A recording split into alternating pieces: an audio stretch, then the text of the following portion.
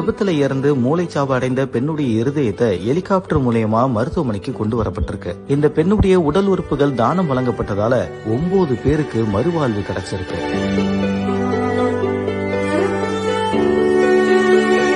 டெய்லியுமே உன் கூட வாழ்ந்து உன்னை பார்த்து வளர்ந்த தன்னுடைய சக தோழிகளால தாங்கிக்க முடியல. என்டையர் ஸ்கூல்ல இருக்கக்கூடிய எல்லாருமே கலங்கி போறாங்க.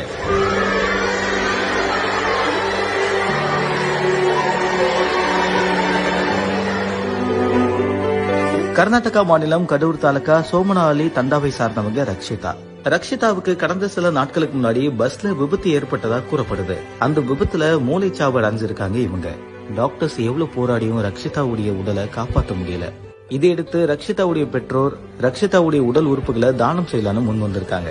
பிசிக்கலி எங்களுடைய பெண் எங்களுடைய குடும்பத்துல இல்லைனாலும் அவளுடைய ஆர்கன்ஸ் மூலியமா ஏதோ ஒரு குடும்பத்துல என் பெண்மணி உயிரோட வாழ்ந்துகிட்டு இருப்பா, அதை நம்பி நாங்க சந்தோஷப்படுவோம்னு ரக்ஷிதாவுடைய குடும்பத்தினர் இவங்களுடைய உடல் உறுப்புகளை தானம் செய்ய முன் வந்திருக்காங்க. இதையடுத்து பெங்களூர் அண்ட் பெங்களூர்ல இருக்கக்கூடிய சர்ஜன் இந்த ஆபரேஷனை மேற்கொள்ள ஆரம்பிச்சாங்க. ரக்ஷிதாவுடைய உடல்ல இருந்து கிட்னி, லிவர், ஹார்ட், கார்னி